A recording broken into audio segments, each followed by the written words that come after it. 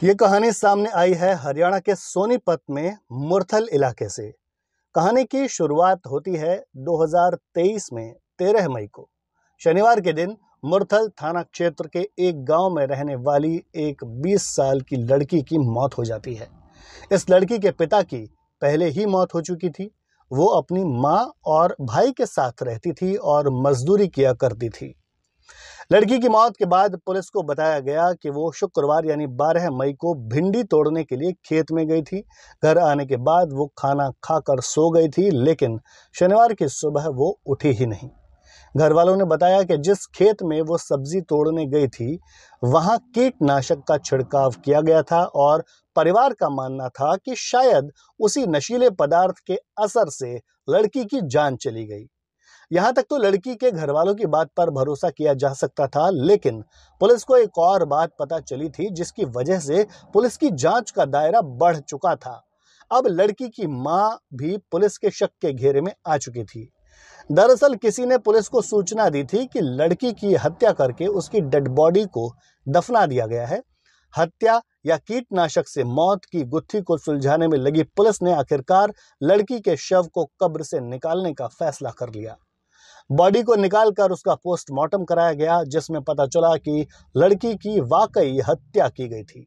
लड़की के सिर पर चोट मारी गई थी और उसका गला दबाकर उसकी जान ले ली गई थी। पुलिस ने मुकदमा दर्ज कर लिया था। पुलिस को अंदेशा था कि ये हत्या हॉरर किलिंग के लिए की वजह से की गई है। पुलिस को ऐसा इसलिए लगा क्योंकि लड़की 7 हफ्ते की प्रेग्नेंट थी। पुलिस ने कई लोगों को हिरासत में लेकर पूछताछ शुरू की। युवती की मां से भी पूछताछ हुई तो उसने जो बताया उससे न सिर्फ पुलिस बल्कि हर सुनने वाला अपना सिर पकड़कर बैठ गया। लड़की की मां ने बताया कि उसे अपनी बेटी के चाल चलन पर शक था। वो छुपकर किसी से बात करती थी। उन्होंने कई बार उसे समझाया था, लेकिन वो नहीं मानी। लड़की ने हत्या से कुछ दिन पहले ही अपनी मां को बताया था कि वो प्रेग्नेंट है।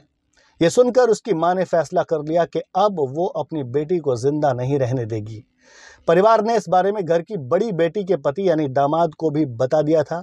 लड़की की मां ने दिल्ली में रहने वाले अपने दामाद को फोन करके अपनी छोटी बेटी की हत्या के लिए राजी कर लिया। आरोपी महिला ने बताया कि उसने 12 मई को रात में अपने दामाद को घर बुलाया था। दामाद रात 12 बजे आया था और फिर मां और जीजा लड़की पर टूट पड़े। मां ने बेटी के हाथ पकड़े और जीजा ने एक हाथ से मुंह दबाने के बाद दूसरे हाथ से साली का गला दबा दिया।